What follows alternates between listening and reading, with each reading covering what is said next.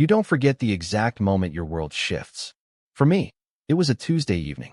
Chicken marsala, 2 glasses of red wine, and one sentence that rewrote the last 10 years of my life.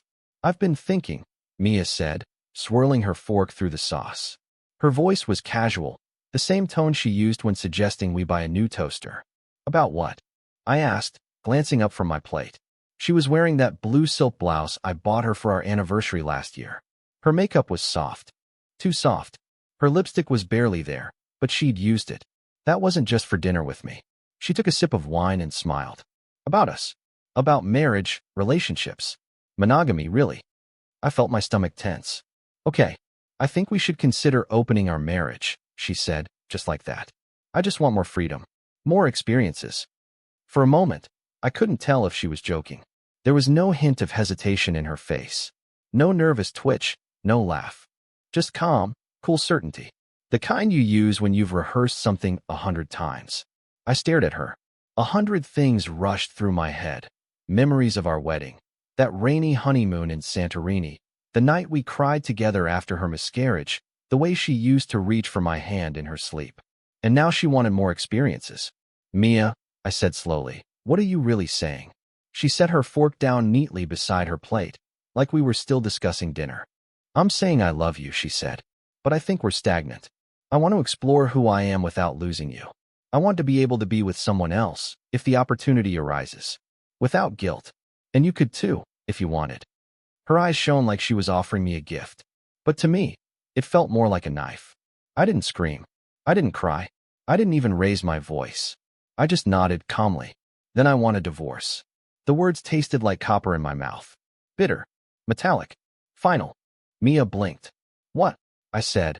I repeated, standing up slowly. I want a divorce. You're not even going to talk about it? She asked, her voice rising, that serene mask cracking at the edges. You're not even going to try to? No, I said. You brought this to the table like it was a menu item. Like trying the lamb instead of the chicken. You didn't even hesitate. I thought you'd be open to it. You didn't think at all, I snapped. You didn't think about what that would do to me. To us. You've already made your choice. I'm just giving you the consequences. Her mouth opened, but no sound came out. The silence between us felt thicker than the wine in our glasses. I went upstairs and packed a bag. Just the essentials, laptop, clothes, my running shoes. As I moved through the bedroom, I saw her following me, arms crossed like she still couldn't believe I was serious. You're being impulsive, she said from the doorway. I turned. No, Mia. You were impulsive. You were selfish. This is me being clear. She stepped into the room. What if we just tried it? What if we had rules, boundaries? I don't want to sleep with other people, I said. I wanted you. Just you. But that clearly wasn't enough for you anymore. It's not about you not being enough, she said, and I saw her eyes glisten. It's about me needing more. That's the same thing. She didn't follow me when I walked down the stairs. I half expected her to scream, to throw something, to chase me, but she didn't.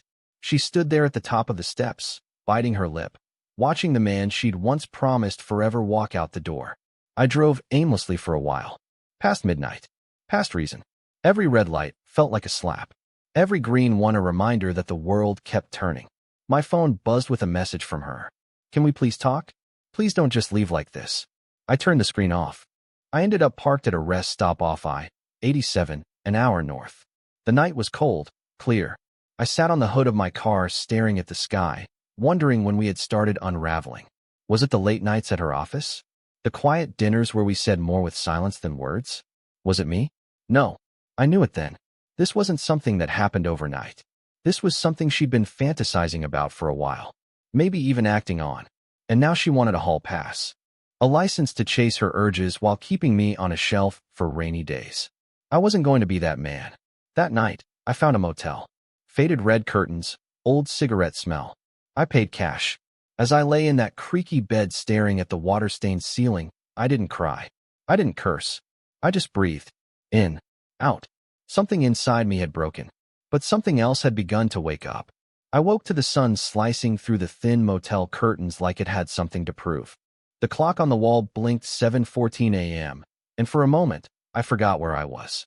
Then the rust-colored carpet, the buzzing light above the bathroom mirror, and the lingering scent of bleach reminded me. I was in a cheap roadside motel, alone, with a duffel bag and a marriage that had just collapsed over chicken marsala and a request for freedom. Mia hadn't texted again, not even a missed call. Either she'd gotten the message, or she was waiting for me to cool off. I wasn't sure which one made me feel worse. I sat on the edge of the bed, phone in hand, staring at the home screen. Her face wasn't there anymore. I'd already changed the background. A small act of rebellion, maybe. Or maybe just a man trying to control something when everything else had spun away. I didn't have a plan, just an impulse. I got in the car, tossed the bag in the passenger seat, and started driving north. The highway stretched ahead like a scar across the state. Trees lined either side, flashes of gold and rust signaling that fall was bleeding its way into winter. I didn't play music. The hum of the engine and the white noise of tires on asphalt were all I needed. I passed towns I hadn't thought about in over a decade. Names on exit signs that stirred something deep. Campbell's Diner, where I'd once nearly gotten into a fight over a girl I couldn't even name now. The old rest stop where my friends and I used to meet up before sneaking off to swim in Lake Morrow after dark. My chest ached at the memory of how simple things used to be. 2 hours later, I crossed into my old hometown. Millhaven. I hadn't been back in years. Maybe once for a funeral. Maybe not even that. The streets looked the same, but older, smaller, like someone had taken my childhood and shrunk it in the wash. I pulled into Main Street, past the empty video store, the boarded-up bakery, and the movie theater that somehow still hadn't changed the letters on its marquee since 2014. I parked across from Gino's Pizza, still running, still overpriced. A man walked out with a slice, and for a second, I wondered if he was someone I knew. I didn't go in. The downtown apartments were exactly where I remembered them. Brick-faced, square windows, balconies with cracked flower pots and faded wind chimes. I found a for rent sign out front. Month to month. No questions asked. I called the number and got a woman who sounded half asleep but agreed to meet me in 10 minutes. Apartment 3B. 3rd floor. No elevator. She handed me the keys like she didn't care who I was, as long as the check cleared. First month and deposit. She mumbled, not even stepping inside. The place was clean, small. A kitchenette that looked like it hadn't seen a real meal in years, a worn couch, and a window view of the alley below. Still, there was something about it. A blank slate. A place with no memories, no ghosts. I dropped my bag on the floor and let out a breath I didn't know I'd been holding. That night, I drove around town, past my old high school. The football field lights were on, casting long shadows over the empty bleachers. I parked and walked the perimeter, listening to the whistle of the wind through the chain-link fence. It smelled like wet grass in the past. I thought about Mia, not about her body, or the way she laughed when she was drunk, or the sex, which, truthfully, had become more obligatory than passionate lately. I thought about how she looked the night I proposed. Barefoot on the beach, sand between her toes, eyes wide with disbelief as I knelt. That version of her was long gone, replaced by someone who wanted experiences. I wondered when I'd stop being one. Back in the apartment, I sat on the edge of the mattress, firm, functional, and stared at my reflection in the black screen of the TV. I looked tired. Older. Not in the gray hair and wisdom kind of way. Just worn. I showered in water that barely got warm and dried off with a towel so thin I could almost see through it. When I laid down, my body stiffened instinctively, waiting for the weight of Mia beside me. But there was only silence. I didn't cry. Not that night. Maybe I'd done enough of that on the inside. Morning came early. I opened the window and let the cold air fill the room. Below, the street was already buzzing. An old woman walking a dog that looked like it hated every step. A delivery truck unloading crates of something. 2 kids on bikes swerving too close to parked cars. Life kept going. It didn't care about my broken marriage.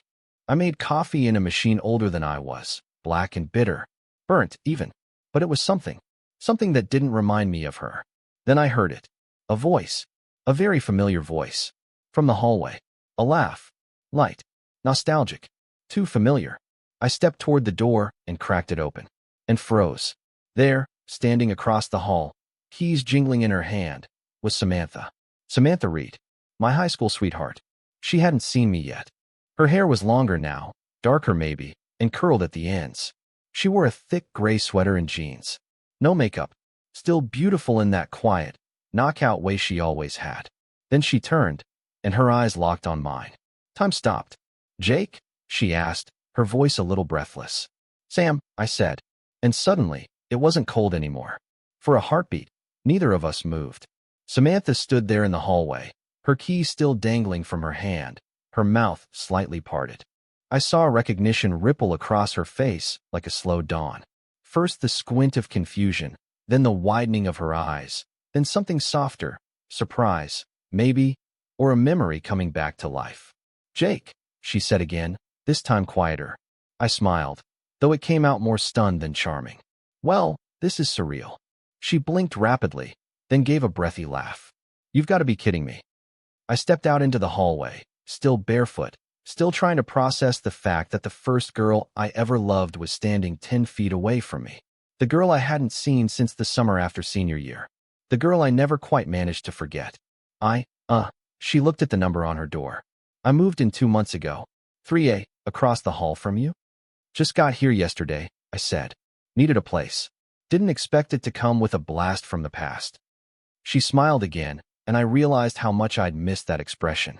It wasn't the polite kind you give to strangers. It was warmer, familiar. Well, she said, still half laughing. I would have baked you a welcome pie or something if I'd known it was you. I'd have settled for coffee. She held up the paper cup in her hand. Coincidence. I was just about to make one. I hesitated. Want to come in? She asked. And just like that, I was stepping into Samantha Reed's apartment for the first time in over 15 years. Her place smelled like cinnamon and something herbal. The layout was nearly identical to mine. Tiny kitchen, couch, low coffee table, a window that overlooked the alley, but hers felt warmer. Lived in. A throw blanket over the couch. Books stacked by the window. A framed photo of a dog next to a candle that flickered lazily. Wow, I said. You actually made this place look like a home. She chuckled. I try. It's still temporary, but it beats my last place. That was basically a shoebox. She gestured for me to sit while she moved to the kitchen. Cream, sugar? Black's fine. I studied her while her back was turned. Her shape, her quiet confidence, the way she moved like she belonged in the space around her. Her hair was pulled up, but a few loose strands curled around her neck. I remembered tracing those curls once, 100 years ago, in the back seat of my car at Miller's Point. She turned and caught me watching. Still the strong, silent type, she said, handing me the mug. Still the girl who could read me like a book? I replied before I could stop myself. She sat across from me, curled one leg under the other, and leaned back into the corner of the couch. Her eyes searched mine, softer now. Curious. So, she said, what brings you back to Millhaven? Last I heard you were in the city. I nodded, took a sip. Yeah, lived there almost 9 years. Until 2 days ago. Her brow furrowed, but she didn't press. I exhaled slowly, staring down at the steam rising from my cup. Mia, my wife, dropped a bomb on me over dinner. Her expression didn't change, but I felt her body stiffen slightly across the table. I'm sorry, she said gently. What happened? She wanted an open marriage, I said. Told me she needed freedom. Like it was something you ask for when you're bored on a Tuesday. Samantha didn't say anything right away, just nodded slowly, her eyes steady. And what did you say? She asked. I smiled bitter. Told her I wanted a divorce. Her lips parted like she was about to respond, but then she paused. You left the same night? Yeah, I said. Packed a bag. Drove. Ended up here. I looked around her place again, then back at her. Didn't expect this part, though. She grinned. Life's weird sometimes. No kidding. We talked for another hour. Small talk, mostly. Caught up on the big things, her divorce, my job, how she'd moved back after her marriage fell apart 2 years ago. Her ex was a finance guy, always traveling, always too busy for the little things. The usual story. I told her about the marketing firm I'd been with, how I'd burned out even before Mia dropped her little freedom bomb. We didn't talk about love or sex, not directly, but there was tension there. Subtle, like a thread stretched tight between us. A familiarity neither of us seemed ready to touch yet. I remembered how we used to be, the way she'd look at me just before we kissed. That nervous, excited edge, like she wanted to dive in but wasn't sure if she'd land on her feet. She looked at me like that now, just for a second, before glancing away. I should probably let you get on with your day, I said eventually, setting down the now empty mug. You sure? She asked. No pressure. I was just going to read for a bit. Yeah, I said, rising. But thanks. For the coffee. And the, I don't know, normalcy. She stood too. Anytime. Really. I walked to the door and paused, one hand on the knob. When I turned, she was closer than I expected. Just a step away. If you need anything, she said softly. I'm literally right across the hall. I remember. We held each other's gaze for one long second. Then I stepped back into the hallway. The door closed behind me, gently, and I leaned against the wall, my heart hammering for reasons that had nothing to do with Mia. I hadn't planned to see Samantha again so soon. Honestly, I thought I'd need space, some time to sort through the emotional wreckage Mia had left behind. But life, as it had been reminding me lately, doesn't give a damn about plans. The next morning, a soft knock pulled me out of a half-hearted attempt at reorganizing the few things I'd unpacked. I opened the door to find Samantha holding 2 cups of coffee and wearing a crooked smile. You said black, right? She asked. I blinked, caught off guard by the simple kindness. You didn't have to. I know, she said. But I was already out, and, well, this way I get an excuse to talk to someone who doesn't think I'm crazy for living in this shoebox of a building. I stepped aside, and she walked in like she belonged. She didn't hover near the door or act uncertain. She moved straight to the couch, set the coffees down, and sat like we'd done this 1,000 times before. And just like that, my apartment felt less empty. We talked for hours. What started as a casual coffee turned into a 2-hour deep dive through memory lane. Our high school teachers, the time our prom got rained out, and we ended up slow dancing in a gas station parking lot. The summer she gave me her virginity and then cried afterward because she wasn't sure she'd done it right. We laughed more than I expected. I'd forgotten how good it felt to laugh with someone who knew your past, who had been part of it. Someone who remembered the old you before you got jaded, burned out, tired. Do you ever think about it? I asked at one point. Think about what? If we hadn't, I don't know, drifted. She was quiet for a moment. Then, all the time. I nodded, sipping the now lukewarm coffee. I used to think we just grew apart, she said softly. But looking back, I think we were just scared, too young, too in love to know what to do with it. I looked at her, really looked at her. She wasn't the girl I remembered. She was older now, sure, like me. But she wore it well. Her smile had lines now, the kind you only earn through laughter and heartbreak. Her eyes were wiser, but they still sparkled the same way they used to when she was up to something. And in that moment, something shifted in me. I wasn't just remembering the past. I was feeling it again, not in some forced, nostalgic way. It was something deeper, real. After a pause, I asked, so what happened? After us? She exhaled slowly. College. Marriage. Mistakes. I raised an eyebrow, waiting. I married a guy who looked good on paper. He was charming, smart, successful, and completely wrong for me. He hurt you. Not in the way you think, she said. He just never really saw me. Not the real me. I think he liked the idea of who I could be. You know? The lawyer's wife. The perfect dinner party partner. I nodded.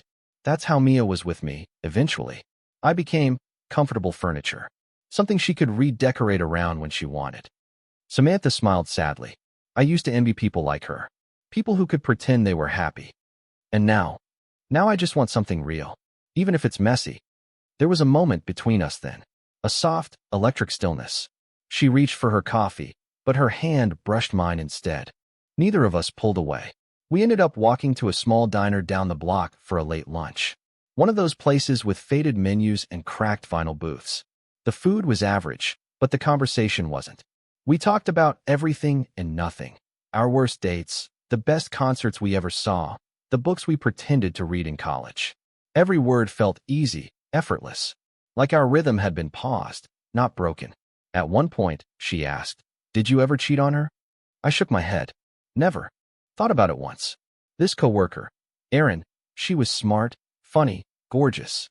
She hit on me one night after a late meeting. And I said no. Went home, told Mia about it. Samantha blinked.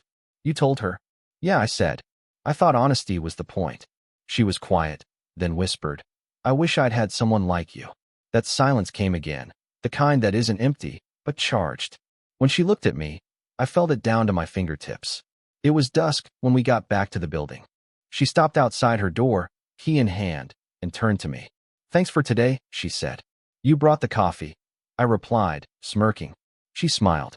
Still, it's been a long time since I felt like myself. Yeah, I said. Me too.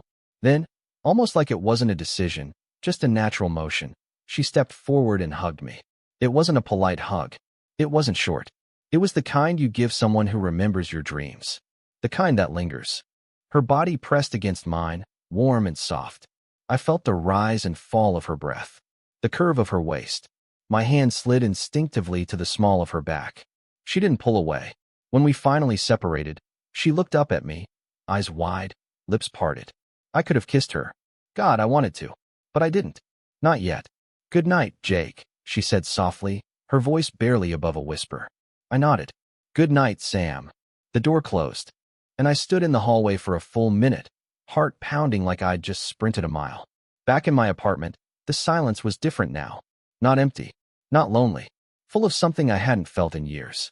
Hope. I didn't expect her to knock again so soon. But there she was the next morning, standing in the doorway of my apartment in jeans and a loose sweatshirt, holding a plastic tub under one arm and a hardware store bag in the other. I come bearing tools, she said with a grin. And maybe a few throw pillows. I raised an eyebrow. Are you moving in? Or just trying to save this place from looking like a prison cell? She stepped inside without waiting for an answer, already scanning the room like she had a vision. Both, maybe, she said with a teasing smile. We'll see how today goes. Samantha was a whirlwind. She moved around my apartment with the kind of natural ease you don't expect from someone you haven't seen in over a decade. She pulled open drawers, rearranged shelves, tossed a blanket over the tired couch, and fluffed up the pillows like she was claiming the space. Not for herself, but for us. This place has potential, she said, standing back and admiring her work. I chuckled. That's generous. No, really. The bones are good. You just need to give it some intention. Is that decorator speak? She shot me a look. No, that's Samantha speak. And I remembered that. She always had her own language for things. Her own way of seeing the world. Half poet, half realist. It was one of the things I loved most about her back then. Still did. She stayed the whole afternoon. We unpacked my remaining boxes together. Most of them were just clothes, old notebooks, a few photo albums. She found one of Mia and me, our 5th anniversary, standing in front of the skyline with fake smiles and real tension. Samantha held it for a second before quietly placing it face down on the table. Sorry, I said. Don't be, she replied. You had a life before this moment. So did I. And that was that. No jealousy. No awkwardness. Just grace. As we worked, the conversation turned playful. She mocked my terrible taste in mugs. I laughed at the fact that she still organized her spice rack alphabetically. I found one of my old flannel shirts at the bottom of the duffel bag, wrinkled and forgotten. She grabbed it before I could fold it. This was your favorite in high school, she said, holding it up. You wore it the night we went to the lake. You remember that? I remember everything, she said, almost too softly. She draped it over the back of the chair and gave me a small smile. Still smells like you. That line did something to me. Something dangerous. We ended up on the floor, sitting cross-legged with takeout between us and music playing low from her phone. Something acoustic. Familiar. One of those songs that sounded like fall and youth and first kisses. You ever think about how things might have gone? I asked. With us? Yeah. All the time, she said. I looked over at her. The lamplight caught the curve of her cheekbone, the soft lines around her mouth, the shadow beneath her collarbone where the sweatshirt hung a little loose. She was beautiful in a way that had nothing to do with makeup or effort. Just her. We were quiet for a while after that. The kind of quiet you don't need to fill. Then she laughed. Remember that time we snuck into the teacher's lounge senior year? I grinned, stole 3 donuts, and nearly got caught by Mr. Krantz. He chased us down the hall with powdered sugar all over his tie, and I tripped over a mop bucket. You had a bruise the size of Texas. We were both laughing now, not because it was that funny, but because it felt good. It felt normal. She leaned her head on my shoulder without asking. I didn't move. I didn't want to. Feels like home, she whispered. What does? This. Us. Sitting here like no time has passed. I swallowed hard. Yeah, it really does. It got late. She stood, stretching, her sweatshirt riding up just enough for me to catch a glimpse of smooth skin above her jeans. I looked away. Too fast. She noticed. You okay? She asked. I nodded. Just trying to be respectful. She smiled at me, eyes warm. Jake, you've always been respectful. That's never been the problem. What was the problem then? I asked, genuinely unsure if I wanted the answer. She walked over, stopping in front of me, arms crossed. The problem was timing. We were right for each other, just not then. And now? She didn't answer. Instead, she reached out and tucked a strand of hair behind my ear. Her fingers lingered on my jaw. It wasn't a kiss, but it was something. An invitation. And a warning. Text me if you need anything, she said at the door. I will. She lingered. Jake? Yeah. I'm really glad you're here. And then she was gone. That night, I lay in bed, staring at the ceiling, feeling more than just the ache of heartbreak. I felt possibility. A dangerous, beautiful, familiar possibility. The kind you only get once if you're lucky. And maybe, just maybe, I was lucky again. It started with a movie. Friday night. The kind that settles over small towns like a thick sweater. Cool air, the scent of wood smoke drifting through cracked windows, streetlights blinking on over half-empty sidewalks. Samantha texted me around 7. I've got wine, a couch, and a movie I promise you won't hate. Interested? I stared at the message for less than 2 seconds before replying. Be there in 10. She opened the door barefoot, wearing yoga pants and a worn Fleetwood Mac t-shirt I couldn't stop looking at. Not because of how it clung to her, though it did in all the right ways, but because it was one of those pieces of clothing that looked lived in. Honest. Like her. Hey, she said, stepping aside. Right on time. I held up the bottle I'd grabbed on the way over. Figured it wouldn't hurt to double the wine. Her smile was soft. You always were a good guest. Her apartment smelled like lavender and popcorn.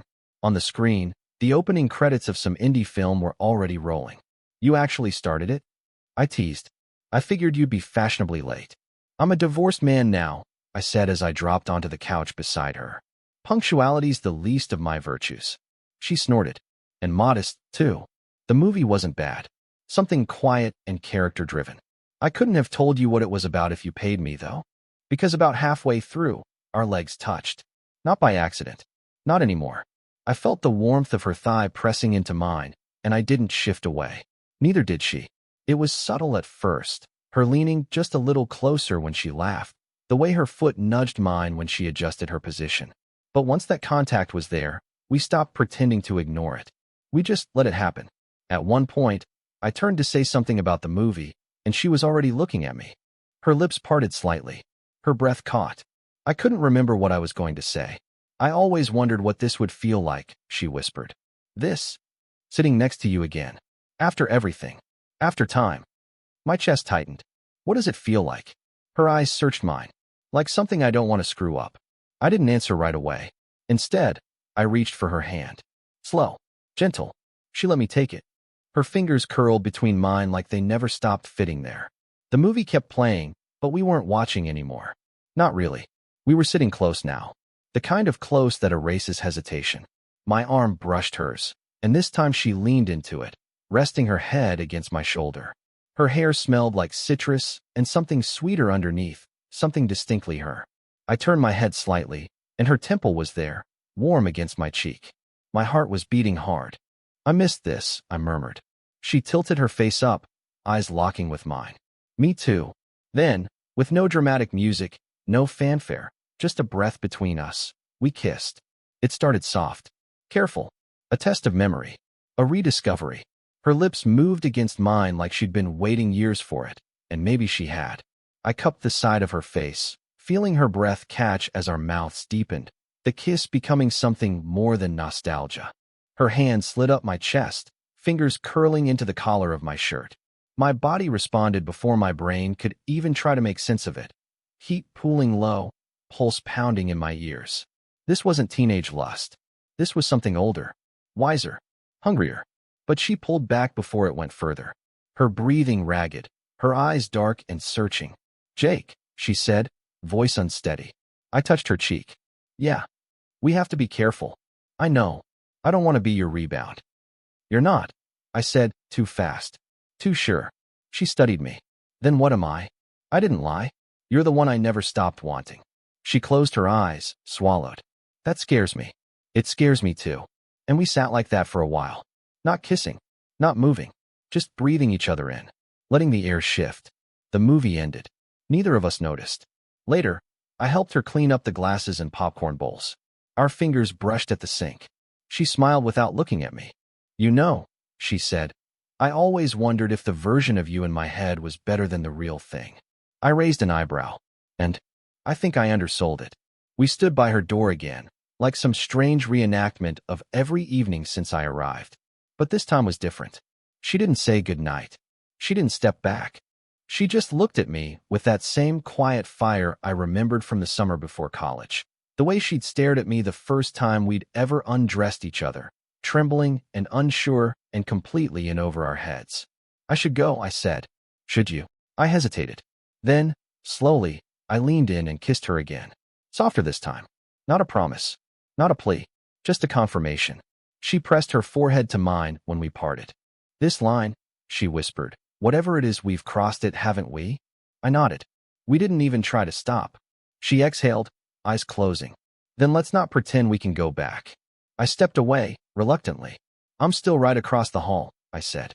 Her smile was soft. "I know." Back in my place, I collapsed onto the couch, heart still racing, lips still tingling from the feel of hers. Whatever this was becoming, it was real. And it wasn't about Mia anymore. It was about now. About her. About us. And the line we stopped pretending to ignore. Filing the divorce papers was supposed to feel like grief. Instead, it felt like air. I sat in the corner of the county clerk's office, pen in hand, staring down at the last page. Just a signature left. One line, and I'd officially begin closing a 10-year chapter of my life. Mia's name was there too. Already signed. Already dated. She hadn't even flinched when I sent her the documents 2 weeks ago.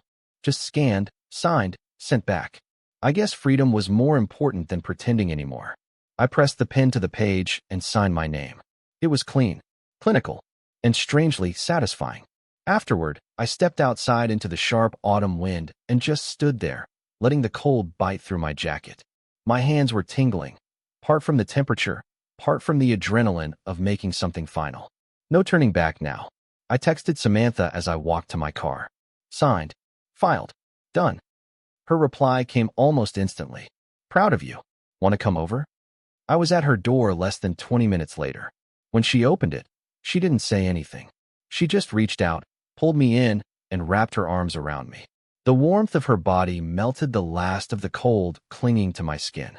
Her cheek pressed to my chest, and I held her there, letting the silence say everything we didn't have to. I thought I'd feel sad. I murmured into her hair. She pulled back enough to look at me. And "I feel free." A soft smile touched her lips. Then maybe this was long overdue. Maybe. She stepped aside, and I followed her in. That night was quiet. No heavy talks, no declarations. Just comfort. We cooked together, grilled cheese and tomato soup, like something out of high school, but somehow better. She danced around the kitchen with a wooden spoon as her microphone, lip-syncing to the old playlist she'd dug out from college. I laughed more in those 20 minutes than I had in the last 6 months. After dinner, we curled up on the couch, a blanket around our legs and a half-finished bottle of wine between us. Samantha looked over at me. "You okay?" I nodded. "Yeah, I think I am." She studied me for a beat longer. "Are you really okay? Because if this," she gestured between us, "is happening because you're still trying to fill some whole meal left." "It's not," I said before she could finish. "Sam, I didn't come back here to distract myself. I didn't kiss you because I was lonely." "Then why?"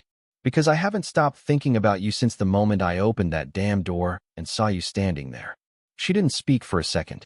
Then she leaned in, kissed me slow, sweet, but firm, like an exhale of relief. "I needed to hear that," she said softly. Later, as the night deepened and the wine thinned, we moved from the couch to the floor, tangled in each other, laughing, exploring, remembering. Every touch was familiar and new. Her fingers slid through my hair, and I let my lips trace the curve of her shoulder. Clothes came off slowly, like unwrapping something precious. There was no rush, no guilt, only need. She pulled me to her, and I sank into her warmth like it was the first time all over again. Our rhythm wasn't frantic. It was intimate, intense, reverent, like our bodies had been waiting to find each other again. She whispered my name more than once. and each time it undid me a little more. After, we lay in the quiet, skin pressed to skin, the sheets barely clinging to our cooling bodies. I brushed a strand of hair from her face. So now what? She smiled, eyes still closed. Now we breathe. The next morning, she made coffee while wearing nothing but one of my shirts. Her bare legs moved around the kitchen like she owned the world. And maybe she did. At least the small one we'd built in this building, across 2 hallways and a few late-night glances. She handed me a mug and leaned in to kiss my neck. You look lighter today. I feel lighter. Because of me? Partly, I said. The rest. I think it's because I finally let go of something I was gripping too tight. We sat by the window and watched the town come to life. A jogger passed below. A couple with a stroller. Life doing what it always does, moving forward. You sure you're ready for something new? She asked gently, her fingers tracing invisible lines on my arm. I thought about it for a second. No, I admitted. But I want it anyway. She smiled, kissed my shoulder. Me too. By the time I went back to my place that afternoon, everything felt different. The walls didn't echo anymore. The emptiness didn't feel like punishment. It felt like possibility. I stood in the center of my living room, looking around at the simple space I once saw as a stopgap. It wasn't just a hideaway now. It was the start of a life I hadn't planned, but was beginning to love. I didn't check my phone until evening. There were 5 messages from Mia. The first was short. Did you really file? The next few were longer. Rambly. Emotional. I've been thinking. Maybe we rushed into this. Maybe we could take a break instead of ending it. It doesn't have to be open forever, Jake. I just thought we needed space. That doesn't mean I don't love you. And finally, please don't give up on us. Please. I stared at the screen for a long time. Then I locked it and walked across the hall. There's a strange magic in the mundane. How routines slowly build into rituals. How coffee in the morning becomes a shared language. How brushing against someone's hand on the way to the sink feels more intimate than a kiss. That was how things began to shift between Samantha and me. Not with declarations or fireworks, but with presence. Every morning, she knocked twice on my door, soft, like a secret. I'd open it, still groggy, and there she'd be with 2 coffees, one in each hand, like she'd been doing it forever.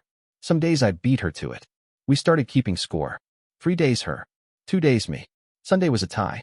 We didn't talk about what we were, not right away. But everyone else did.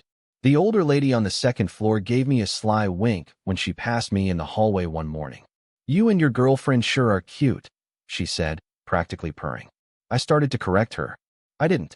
And neither did Samantha, when the grocery clerk assumed the same thing. Or the guy downstairs who asked if we were finally making it official. It became easier to smile and nod, because it felt true, even if we hadn't said the words out loud yet. Our days bled into each other in the best way. We cooked together almost every night. Simple meals, stir-fry, pasta, grilled cheese with tomato soup again. She'd dance in my kitchen to old 90s songs while I chopped vegetables. Every time she reached for the spice rack, I took the chance to pull her close. Sometimes we didn't even finish dinner. One night, we ate cold noodles from the floor after tearing each other's clothes off on the couch. We never laughed harder. It wasn't just sex. It was joy. It was remembering how to feel full again, in more ways than one. Samantha had a habit of falling asleep with her hand resting on my chest, her fingers twitching every now and then, like her body didn't want to let go even in dreams. I woke up to the smell of her hair most mornings, and I swear it did something to my blood pressure. We weren't official. We weren't labeled. But we were. Something. And that something was real. One Saturday, we drove out to the edge of town, to the old lake we used to sneak off to as kids. We brought sandwiches and a ratty old blanket she kept in her trunk. The same blanket, she confessed with a grin, that we'd used the night we lost our virginity. I looked at her. You kept it. I'm a sucker for symbolism, she said. We lay under the half-dead trees and watched the clouds drift. Her head on my chest, her hand lazily tracing patterns on my stomach. Do you regret not staying in touch? I asked. She paused. I used to. And now? I think we needed the time apart to become the people we are now. If we'd stayed together, we might have burned out. I nodded. Yeah, I wasn't ready for the kind of love you offered back then. And now? I turned to her. Now it's the only kind I want. She kissed me. No tongue. No urgency. Just lips on lips, sealed with something softer than lust. When we pulled apart, she whispered, "I don't want to be afraid of this anymore." Then don't be. I'm serious, Jake. So am I. That night, back in her apartment, she lit candles even though we didn't need them. She made us both tea and wore one of my flannel shirts again, this time fully buttoned, fully intentional. We sat on her couch in silence, sipping from chipped mugs. Then she said it. "I don't miss him." I looked at her. "My ex," she clarified. "I used to wake up thinking about him, even after we divorced, wondering if I was wrong, if I gave up too fast. But lately, he's just gone." I reached for her hand. "I know what that feels like." "Do you think that means we're ready?" she asked. "To stop being scared?" I looked at our hands, her fingers so much smaller than mine, but laced through them like they belonged there. "I think we already are," I said. She smiled, then nodded slowly. "Okay." It wasn't a proposal. It wasn't a promise. But it was ours. We started moving in pieces. Her toothbrush found its way into my bathroom. My hoodie disappeared into her closet. We stopped knocking when we entered each other's apartments. One morning, I found a list on her counter titled "Things Jake Likes." Below it, black coffee, sharp cheddar, old baseball movies, my hair curly, waking up slow. I added, "The way you hum when you fold laundry.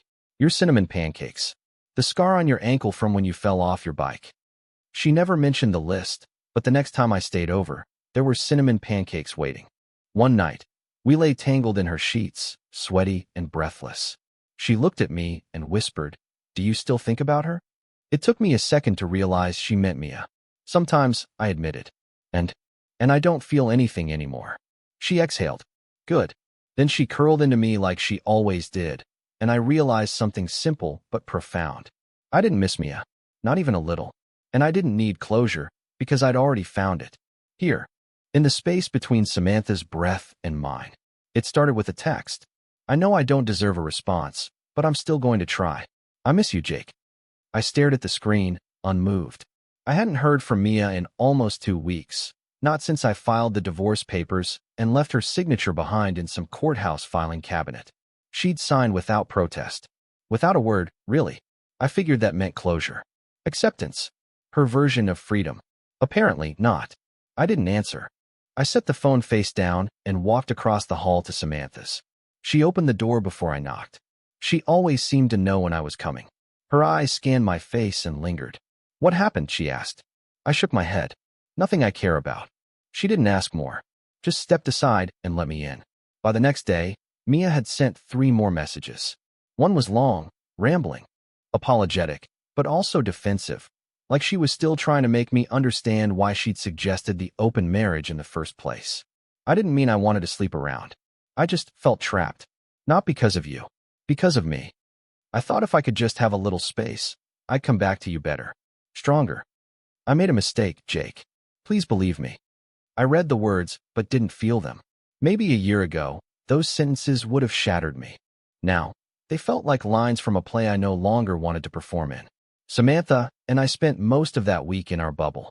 We went out for dinner once. Nothing fancy, just greasy cheeseburgers at a place called Murphy's that still had the same cracked leather boots from high school. She wore an old denim jacket and no makeup, and I couldn't stop staring at her the entire meal. She caught me once, mid-fry. "What?" she asked, half a smirk on her lips. "You're the most beautiful person in this room." She rolled her eyes, but blushed anyway. "You're just saying that because of how I moaned when I bit into this burger." That may have helped. We laughed like idiots, and for a while, nothing else mattered. Mia called 2 days later. No text, no warning. Just her name lighting up my phone screen while I sat on Samantha's couch, one of her legs across my lap. I didn't answer. Samantha glanced down at the phone and saw the name. She didn't react at first. Then she reached for the remote and turned down the volume on the show we weren't really watching. "She's reaching out," she said quietly. "Yeah. You okay?" I nodded. "More than okay." She hesitated. "You going to talk to her?" "I don't think there's anything left to say." Samantha nodded, but I could tell the thought stuck with her. The messages didn't stop. They got more personal. "You used to brush my hair back behind my ear every night before bed. I still reach for that hand in the dark sometimes. You always made me feel safe. I never told you that enough. Are you with someone? Is that why you're ignoring me?" That last one hit differently, because she didn't know about Samantha, but she felt something had changed. And she wasn't wrong. Samantha asked me that night, gently, cautiously, if I was sure I wasn't holding back. I can handle baggage, she said, but I can't handle secrets. I pulled her onto the couch beside me, wrapped her in my arms. There are no secrets, I said. I'm not protecting Mia's feelings. I'm not holding on to anything. Then why haven't you told her about me? That made me pause. Not because I was hiding Samantha, but because it hadn't occurred to me that I should tell Mia anything. We were done. I owed her nothing. But Samantha was right. If I truly meant what I said, that this wasn't a rebound, that she wasn't a placeholder, I couldn't treat her like a secret. So I grabbed my phone, and I texted Mia one last time. I'm with someone. It's serious. Please stop contacting me. I hit send. Samantha read the screen and exhaled slowly. Thank you, she said. I kissed her forehead. You never have to wonder where I stand. The next day, Mia called again. I let it ring. She left a voicemail. Her voice was thick, like she'd been crying or drinking. Maybe both. I just needed to hear it, I guess. That you're really done. That it's really over. I thought you'd wait for me, like I waited for you all those years, even when you were buried in work and forgot who we were. But I guess you're happy now. I hope she makes you laugh. I hope she never asks for space. Goodbye, Jake. I deleted the message without listening to the end. Samantha stayed over that night. She wore nothing but one of my t-shirts and a sleepy smile. We didn't make love out of sadness or celebration. We made love because it was ours, because it felt like the most natural thing two people could do. Her fingers gripped my back like she couldn't get close enough. I whispered her name like a prayer, and she kissed me like it meant something. Because it did. When we finished, tangled in each other, breathless and flushed, she whispered, "You don't belong to her anymore." And I whispered back, "I never really did." She smiled. "Then who do you belong to now?" I kissed her shoulder, tasted salt and warmth in skin. "You." That was the night I stopped looking backward entirely. The night I stopped feeling like a man recovering from heartbreak and started feeling like one who had finally come home. The house still smelled like her. Lavender candles and the faint sting of citrus cleaner. The same scent she always used when she was trying to make things feel fresh. As if freshness could fix rot. As if cleaning the floors could erase what we'd done to each other. I hadn't set foot in that house since the night she asked for an open marriage. Since the night I packed a bag and walked out. Now I was back. Just to finish the job. The divorce was final. The furniture was mostly hers. I didn't want the art or the bookshelves or the matching wine glasses we barely used. I just wanted my guitar, my late father's watch, a box of old notebooks. The rest? She could keep it. But I knew she'd be there. I hadn't told her what time I'd come, but Mia was never one to let a moment go unplanned. I pulled into the driveway and saw her car already there. The porch light was on. She was waiting. I let myself in with the key I hadn't returned yet. She was in the kitchen, pacing, arms folded, wearing a soft sweater I'd bought her 2 birthdays ago. Her hair was pulled up in a loose bun, and her makeup was done just enough to suggest she'd tried to look effortless. She turned when she heard me. "Jake," she said, and smiled like I hadn't left her. Like nothing had changed. "Hey," I said simply. Her eyes lingered on me, scanning, looking for something. A crack, a weakness, a reason. "You look good," she said. "Thanks." I didn't return the compliment. She walked toward me slowly, stopping a few feet away. "You really didn't want to talk to me?" "Not once." There wasn't anything left to say. "That's not true." "Yes," I said. "It is." I walked past her into the living room and began gathering my things. A few framed photos I actually liked. My dad's old leather-bound books. The drawer with the watches. She watched from the hallway, silent. "You didn't have to disappear," she finally said. "We could have talked about it." I laughed once, low and humorless. "You said you wanted to sleep with other people, Mia? You said you wanted freedom. That's not something you walk back with a conversation over wine." "I didn't sleep with anyone," she snapped. "I don't care." She blinked. "You don't?" "No," I said, looking her in the eye. "Because I was already gone before you ever said the words out loud. I just didn't know it yet." Her face changed then. The soft guilt turned into panic. Her breath caught. "Jake, I made a mistake." "No," I said. "You made a choice." She stepped forward quickly, reaching for my hand. "Please. We can fix this. We can start over. I'll never bring up that idea again." I was scared. I was feeling lost. I thought I was missing something. "You were missing something," I cut in. You were missing the part where you valued what you had before deciding you needed more. Her hand dropped. I grabbed the last box and turned to leave. But she wasn't done. What happened? She asked, voice quieter now. What changed? She was trying to sound calm, but her eyes betrayed it all. You were ready to walk away, and then you disappeared into thin air. I thought maybe you'd fall apart without me. But you're fine. You're better than fine. You're different. I didn't answer at first. Just walked to the front door and set the box down. And then I said the thing she wasn't ready for. Samantha. Her mouth opened slightly. Samantha who? I looked back at her. Reed. Her face paled. She lives across the hall from me, I said. We ran into each other. Reconnected. You're with her? I am.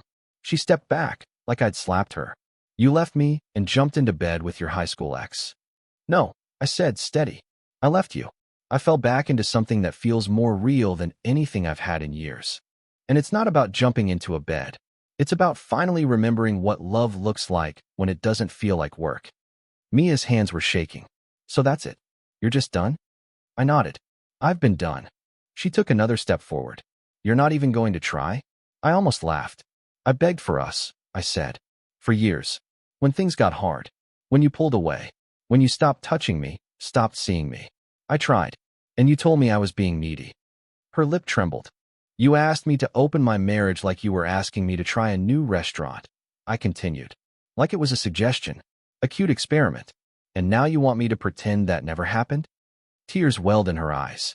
You think she's better than me? She whispered. No, I said. I think she sees me. That's the difference. She didn't follow me when I opened the door. But as I stepped outside, she said one last thing, quiet, like a thread. She'll leave you too. I turned, hand on the doorframe. Maybe, I said. But at least she wanted me. Not a version of me she could reshape. And I walked out. The drive back was quieter than I expected. No music. No thoughts really. Just this dull ache of closure settling into my ribs. Not regret. Not sadness. Just the kind of stillness that only comes when you've finally turned off a noise that's been humming under your skin for years. When I pulled into the lot behind my apartment, I didn't hesitate. I didn't carry the box into my place. I carried it across the hall. And before I could knock, Samantha opened the door. She was in a hoodie, hair messy, no makeup, barefoot, and somehow, she was the most beautiful sight I'd seen in months. She looked at the box, then at my face. Everything okay? I nodded. Yeah. Did you get what you needed? I set the box down and pulled her into my arms. No. I whispered into her hair. I got what I wanted. She melted into me, and I realized something simple and terrifying. I hadn't just closed a door. I'd stepped into the life I should have had all along. Mia called the next morning. I let it go to voicemail. Then she texted. I need to know. Please just tell me if it's really over. I didn't answer right away. I didn't need to. She knew. Somewhere in the center of her chest, where regret lives long after pride has burned out, she already knew. But I owed her honesty, and I owed myself peace. So I told her to meet me at the house, our old house. One last time. One final goodbye. Not because I wanted it, but because she needed to hear the words. She opened the door before I could knock. Hair down. No makeup. Eyes already wet. There was no pretense this time. No carefully curated outfit. No scented candles or lighting tricks. Just Mia. Raw. And breaking. She stepped aside silently. I walked into the living room we used to share. The photos on the wall were still up. Our wedding day, a blurry picture of us on a rooftop in Italy, a candid shot from a dinner party. The ghosts were everywhere. But none of them haunted me anymore. She stood by the window, arms crossed, then finally turned. You're really not coming back. It wasn't a question. No, I said. She nodded slowly. A tear slid down her cheek, but she didn't wipe it. I thought you'd fight harder. I exhaled. I did, Mia. For years. I begged for us before you even realized we were slipping. I thought maybe if I could explore a little, I'd find myself again. I didn't think I'd lose you in the process. I didn't leave because you wanted more, I said. I left because I did. That seemed to knock the air from her lungs. She walked toward me, hands shaking. I can't stop thinking about you. I hear your voice in my sleep. I still check the pillow beside me every morning. I stayed quiet. I want to try again, she said. Not an open marriage. Not anything complicated. Just us. Just the way it used to be. I looked her in the eye. It hasn't been us for a long time. Her bottom lip trembled. But maybe there's someone else. That stopped her. She's not a rebound, I added. She's not a distraction. She's someone who knew me before you ever did, and still chose to know me again. Mia's eyes narrowed. So this is about her? No, I said. This is about me. Choosing me. Choosing peace. She'll hurt you. You don't think I know how people work? These things burn fast. She's just filling the silence. I shook my head. No. She's reminding me what it feels like to want to be chosen, without begging for it. Mia looked down. Her shoulders sagged. So that's it, she whispered. That's it. She walked to the hallway and came back holding a small box. Some of your things I forgot to give back, she said, handing it to me. Inside, a tie I'd worn to her sister's wedding, a book I never finished, a Polaroid of us smiling in bed on a Sunday morning when things still felt real. I held it for a beat, then set it on the table. I don't need these anymore, I said. She didn't fight me, didn't cry harder. She just nodded, and I turned and walked out the door. Back at the apartment, the hallway felt warmer. Maybe it was the heating finally working. Maybe it was Samantha's laugh behind her door as she talked to someone on speakerphone. I didn't knock this time. She opened the door before I could. You have that face, she said. What face? The one where you've made peace with a ghost. I smiled. She knows. And she let go. Samantha stepped aside and let me in. She was wearing one of my hoodies again, her hair up in a lazy bun. The kitchen smelled like cinnamon rolls and coffee. Her world always felt lived in, like it didn't need to impress anyone. It just was. I set the keys to the old house on the table. I'm not going back there. You okay? I'm clear. She nodded. I told her about you, I said. I told her how I felt, how I don't miss her. And how do you feel about me? She asked softly. I stepped closer. I feel like I found the part of myself I thought was gone, and I don't want to let it go again. She wrapped her arms around me, pulling me into her warmth. I'm not asking for promises, she whispered. Good, I said, because I'm not making any. She looked up. I'm just here, all in. No more waiting. No more pretending. She kissed me, this time with certainty. No confusion. No longing. Just presence. We stood in her doorway that night, the one between our two apartments. She leaned her head against the frame. You ever think we got a second chance? She asked. I nodded. Every time I wake up beside you. And what do we do with it? We don't waste it. I stepped over the threshold. She closed the door behind me. And for the first time in years, I felt like I wasn't stepping into someone else's life. I was stepping into mine.